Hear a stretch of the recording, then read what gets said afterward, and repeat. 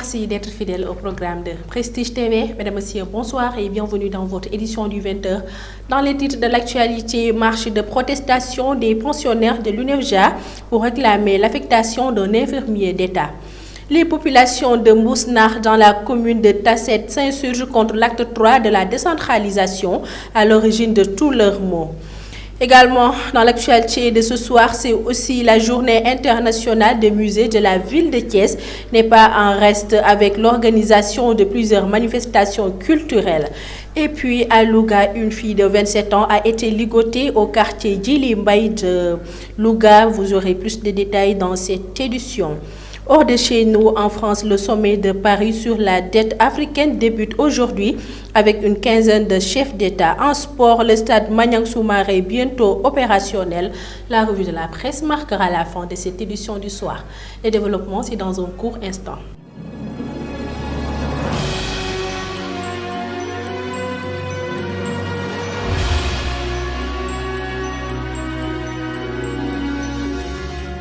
Merci de vous informer sur Prestige TV. Covid-19 au Sénégal. Le point de ce jour fait état de 24 nouvelles contaminations sur les 804 tests réalisés, dont 9 cas contacts et 15 issus de la transmission communautaire. 17 guéris, 9 cas graves et une perte en vie humaine. À ce jour, 40 896 cas ont été déclarés guéris, dont 39 614 À ce jour, 40 886 cas ont été déclarés positifs, dont 39 614 guéris, 1128 décès et 143 sous traitement. Et enfin, 433 531 personnes ont été vaccinées. Restons dans le domaine de la santé. Le système sanitaire est complètement paralysé à l'INEFJA. C'est la raison de la marche des étudiants de l'Institut national d'éducation et de formation des jeunes aveuglés qui sont arrivés devant la gouvernance de Thiès.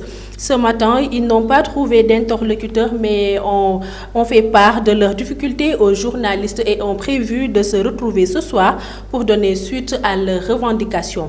Je vous propose de suivre Fallou Diaye, le président du foyer de l'INEFJA. Il est avec Djawé Kouyaté et Ndeye Awa Sarr. Aujourd'hui, nous sommes là, devant la gouvernance, pour réclamer un infirmier. Parce que depuis 2017, le système sanitaire est paralysé à l'INEFJA. Nous courons derrière des risques. Parce qu'une école qui compte 160 non-voyants, vous savez les spécificités d'un internat. Parce que des fois, nous sommes obligés de rester dans cette école. Donc 24 heures sur 24, actuellement, nous n'avons pas un infirmier. Ce qui est là-bas, c'est un vieux qui devait partir se reposer, qui est là actuellement, qui nous aide. Depuis en 2018, on avait organisé un mouvement d'humeur. On était même venu ici à la gouvernance. Le gouverneur nous avait promis un infirmier. Mais depuis ce jour-là, rien n'est encore fait. Aujourd'hui, on a décrété 24 heures, qui sont 24 heures renouvelables. D'ici ce soir, si rien n'est fait, on va passer à la vitesse supérieure. Et ce que nous réclamons, ce n'est rien d'autre que l'affectation d'un infirmier d'État. Nous sommes venus tout simplement parce que ce n'est pas une nouvelle chose pour eux. Parce que je vous ai dit que depuis 2017, les autorités savent bel et bien que à l'INEFJA, il n'y a pas un infirmier. Même récemment, notre directeur a écrit une lettre qu'il avait adressée à Diouf Sarr, mais jusqu'à présent, ils n'ont pas répondu. Toutes les tentatives sont restées vaines. Maintenant, les autorités, comme ils savent qu'à l'INEFJA, il n'y a pas un infirmier, ce n'est pas l'appel de venir avec un mémorandum, parce qu'ils savent ça. Nous sommes venus aujourd'hui pour les rappeler que jusqu'à présent, nous n'avons pas un infirmier. Je pense qu'avec les médias, le message va passer, Inch'Allah. Mais en tout cas, d'ici midi, d'ici 12 heures, si le gouverneur ne sort pas, on va rentrer on va rentrer à pied à l'INEFJA. Et pour ce soir, Inch'Allah, on va se réunir pour voir une suite à donner sur cette affaire. À Tasset, Mbousnakh et environ, c'est la Croix et la Bannière. L'on peut dire que ces zones sont loin de la voie de l'émergence. Ils font ainsi appel au président de la République, Macky Sall. Lamine Sène est le porte-parole de la plateforme Mbousnakh Kanam. Dans le cadre de l'électrification rurale, pourtant bien exprimée dans le plan Sénégal émergent, Bousnah Ci Kanam se félicite de la mise en électrification de certains villages comme le village de Bousnah Ngor, le village de God et une partie de Ngourmban.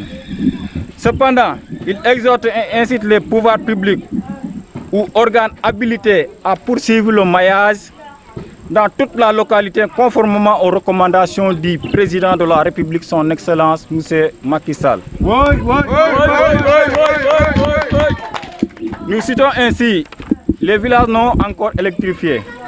Il s'agit des villages de Ngadj, de Ngourmban, de Daro Sen, Djamagen, Mboufouy, Ngalen, Sesen Diak, Gelor, Mandangri, Kounoun, Ngent, Ngay Ngay, Ker Souley, Ker Ndiol, Pamen et j'en passe. Bousnah est environ une zone enclavée. Le désenclavement de la localité est une vieille doléance de la population. Un bon maillage par des pistes rurales faciliterait la mobilisation de la population, l'accroissement de la rentabilité économique du marché hebdomadaire de Gelor, etc. Par ailleurs, cette production de pistes va porter un impact positif sur le coût du transport et soulager les transporteurs qui éprouvent d'énormes difficultés pour rallier la zone en période d'hivernage. Il serait mieux d'ériger d'autres cases de santé en postes de santé pour mieux régler le problème de l'accès à des soins acceptables. Il constitue en plus ceux déjà établis une urgence pour nous, je dirais même plus qu'urgence. Autre aspect de l'actualité, la journée internationale des musées est célébrée ce 18 mai à Thiès. Des expositions sont prévues. Un programme riche en animation musicale sera également assuré par Fulgence Faye. Sur cette journée célébrée au plan mondial, Aminata Ndiaye nous en dit un peu plus. La journée internationale des musées est célébrée chaque 18 mai dans le monde entier. Depuis 1977, cette journée est marquée par un thème particulier chaque année. Une occasion pour les professionnels des musées d'aller à la rencontre du grand public et de le sensibiliser aux défis auxquels les musées doivent faire face pour être des institutions au service de la société et de son développement. En 2021, on célèbre la 17e édition de la Nuit des musées. Le principe est simple. Le musée que vous fréquentez assidûment en journée, le reste de l'année se trouve ouvert toute la journée pour découvrir les œuvres, mais également les autres manifestations organisées à cet effet.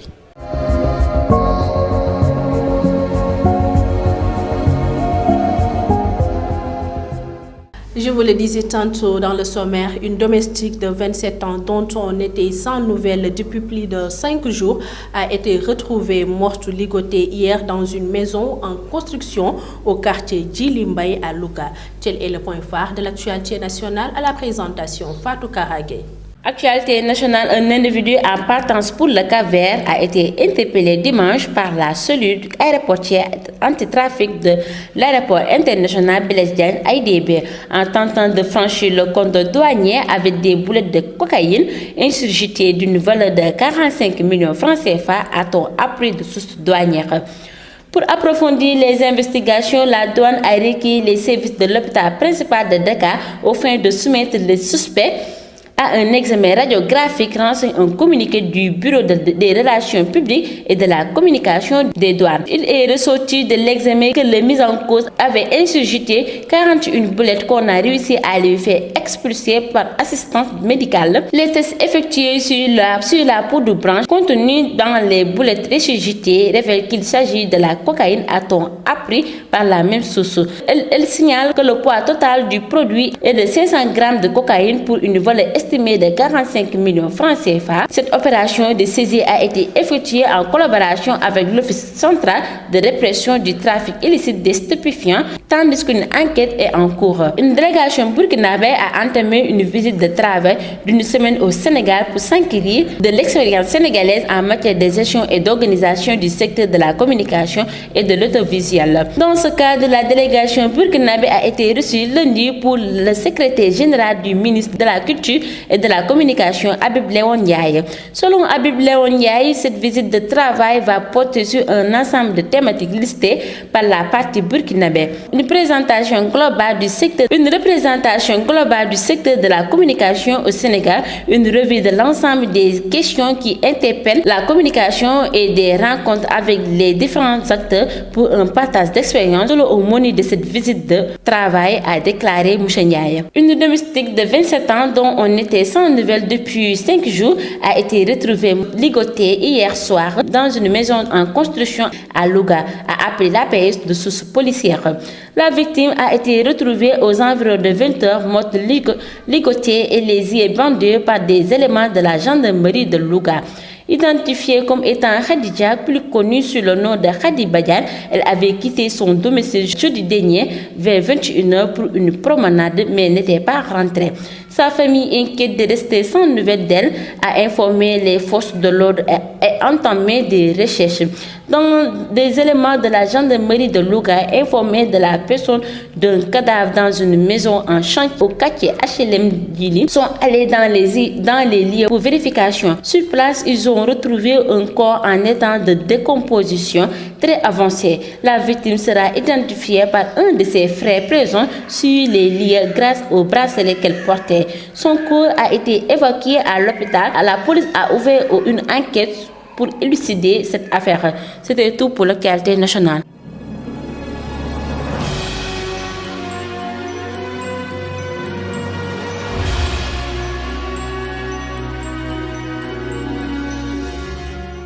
Sur l'international, ce mardi 18 mars se tient à Paris un sommet consacré au financement des économies africaines et à l'épineuse question de la dette en présence d'une quinzaine de chefs d'État dont Macky Sall.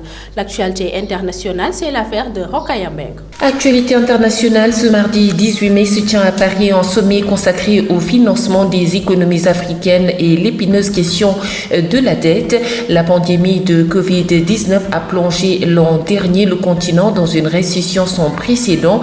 Les pays africains ont besoin de financer leur relance, mais contrairement aux grandes puissances, ils n'ont pas les mêmes capacités. Le sommet de Paris doit notamment examiner les décisions prises par la communauté internationale à propos d'une réallocation de DTS, les fameux droits de tirage spéciaux.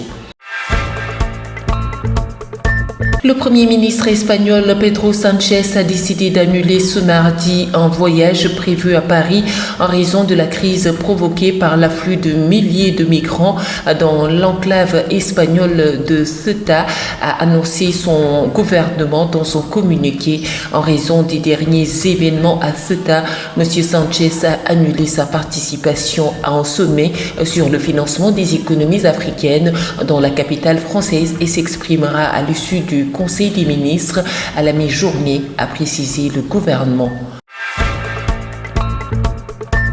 Nous terminons aux États-Unis avec le président américain Joe Biden qui a exprimé hier lundi lors d'un échange avec le premier ministre israélien Benjamin Netanyahou son soutien à un cessez-le-feu face à l'escalade de violence au Proche-Orient.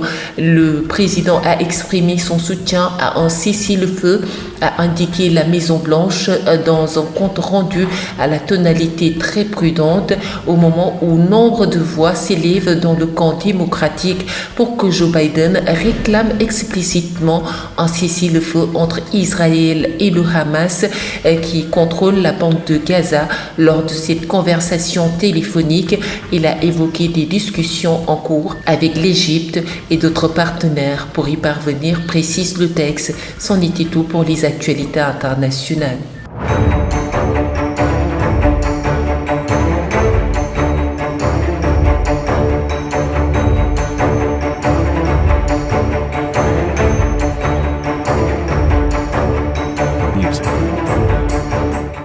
À présent, le sport, le stade de Maniang Soumaré, bientôt fonctionnel au grand bonheur du public sportif. La page sportive, c'est avec El Hadji Fallounda. Nous ouvrons avec Maniang Soumaré qui sera bientôt prêt pour accueillir les publics et les compétitions. La pelouse du projet FIFA Forward est déjà posée et restent les travaux de finition.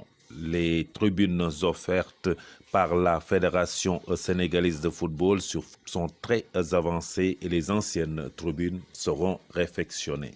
Dans l'enceinte du stade Maniang Soumaré, côté agriculture, sera construit le siège de la Ligue de football dans une grande maison du football thiessois.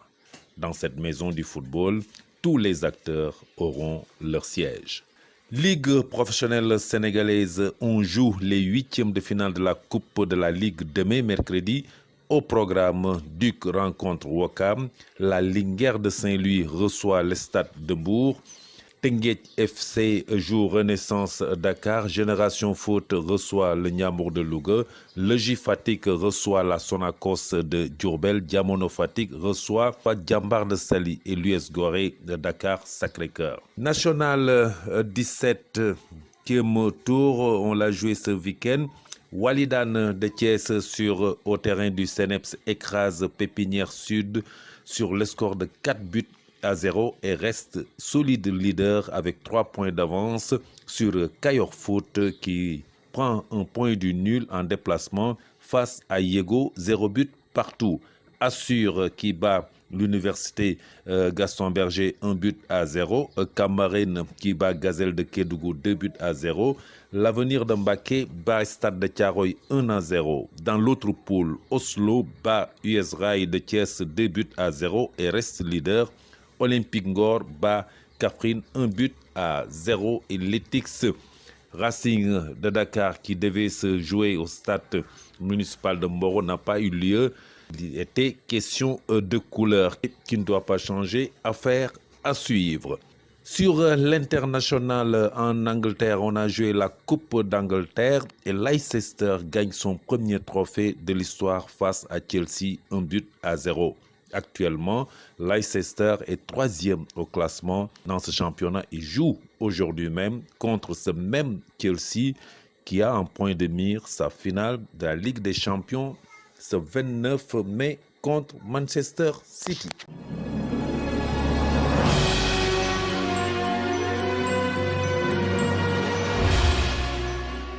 Dernier élément de cette édition, la revue de la presse avec Rokhaya Mbengue. Sommet de Paris, le président Macky Sall, arrivé hier dans la capitale française pour prendre part au sommet sur le financement des économies africaines post-Covid-19, a comme objectif principal l'annulation de la dette africaine. Le Soleil titre à ce propos « Annulation de la dette, l'appel de Macky Sall au cœur du sommet de Paris ». L'Observateur à sa page 3 revient sur la séparation entre Macky et Bathily et les raisons de leur clash. En effet, entre le professeur Abdoulaye Bathily et le président Macky Sall, le divorce est désormais consommé. L'Observateur livre les raisons du problème entre les deux compagnons. À ce propos, Moussa Diaw, enseignant-chercheur en sciences politiques à l'UGB, on ne sait pas ce qui s'est réellement passé entre eux, mais Bathily n'a pas digéré sa défaite à la présidence de la Commission de l'Union africaine. La Tribune annonce que Barthélémy Diaz, maire de la commune Mermoz-Sacré-Cœur, ne lâche pas du lest et qu'il n'a pas été tendre avec le régime en place qui a lancé une vaste opération de découpage administratif de la région de Dakar. Barth a également annoncé qu'il sera candidat à la mairie de Dakar. 24 heures revient sur une mule arrêtée avec 41 boulettes de cocaïne ingurgitées par un individu de nationalité capverdienne interpellé alors qu'il tentait de franchir le cordon douanier avec des boulettes de cocaïne ingurgitées. Les faits ont eu lieu avant-hier à 8 heures. Les tests effectués sur la poudre blanche révèlent qu'il s'agit de la cocaïne d'un poids total de 500 grammes d'une valeur de 45 millions de nos francs. Enquête à sa une reparle du refus de certains pays africains de l'annulation de la dette. À ce propos, Dakar maintient sa requête après la sortie le week-end dernier de la directrice du Fonds monétaire international FMI, Kristina Georgieva, et préconise une confrontation d'arguments avec les pays réfractaires, ce qu'a confié Mamadou Mignane Diouf, membre du comité de l'IADA. Terminons avec Stade Beach Soccer amical Sénégal-Seychelles 8-0. Les Ngala Boys assurent le spectacle. Prime League Chelsea-Leicester ce mardi. Mendy se venger en arrachant la 3e place.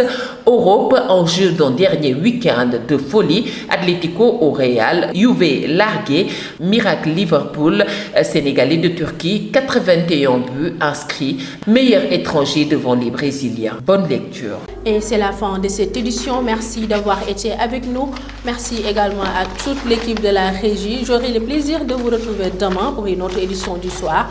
Mais pendant ce temps, vous pouvez suivre la totale d'informations sur notre site d'information www.prestigethies.com ou sur notre page YouTube Prestige Thiès. Merci de votre fidélité et au revoir.